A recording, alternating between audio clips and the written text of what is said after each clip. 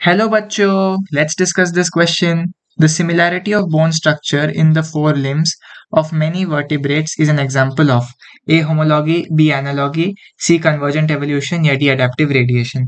इस क्वेश्चन को सॉल्व करने का जो की कॉन्सेप्ट है वो है आपके फोर लिम्स ऑफ वर्टिब्रेट्स के बारे में जानना।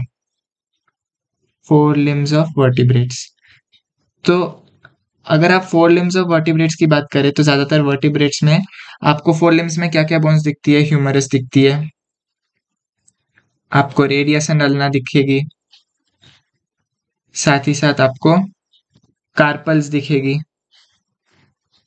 मेटाकार्पल्स दिखेगी और साथ ही साथ फैलेंजेस दिखेगी। तो ये बोन्स आपको दिखेंगे फोर लिम्ब में।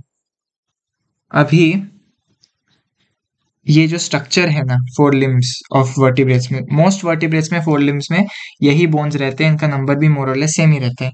लेकिन अगर आप देखें ह्यूमन में फोर लिम्स का पर्पस क्या है,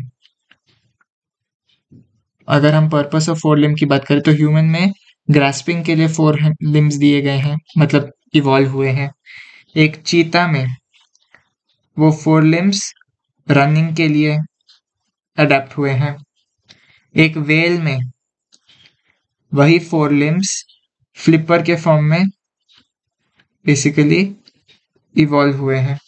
तो इसी तरह अगर आप देखिए स्ट्रक्चर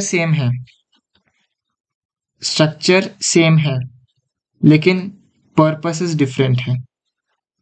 स्ट्रक्चर सेम है, पर्पसेस आर डिफरेंट।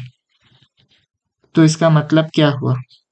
ये किस चीज की ओर इशारा करता है? डाइवर्जेंट एवोल्यूशन, क्योंकि सेम स्ट्रक्चर है लेकिन डाइवर्ज कर गया डिफरेंट डिफरेंट पर्पसेस को सॉल्व करने के लिए। तो ये डाइवर्जेंट एवोल्यूशन का एग्जाम्पल है, या आप ये भी कह सकते हो कि ये होमोलॉजी का एग्जाम्पल है, क्योंकि जो स्ट्रक्चर है वो सेम है, पर्पसेस डिफरेंट है। तो ये होमोलॉजी का भी एग्जाम्पल बन जाता है। तो आपके क्वेश्चन में बस आपको इतना ही पूछा गया था कि फोर लिम्स ऑफ वर्टिब्रेट्स किस पर्टिकुलर चीज का एग्जाम्पल है। तो हम क्लियरली देख सकते हैं कि डाइवर्जेंट एवोल्यूशन या होमोलॉजी इसकी आंसर होनी चाहिए।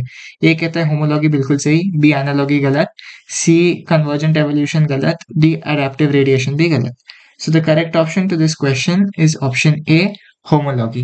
Hope you have understood it well. All the best.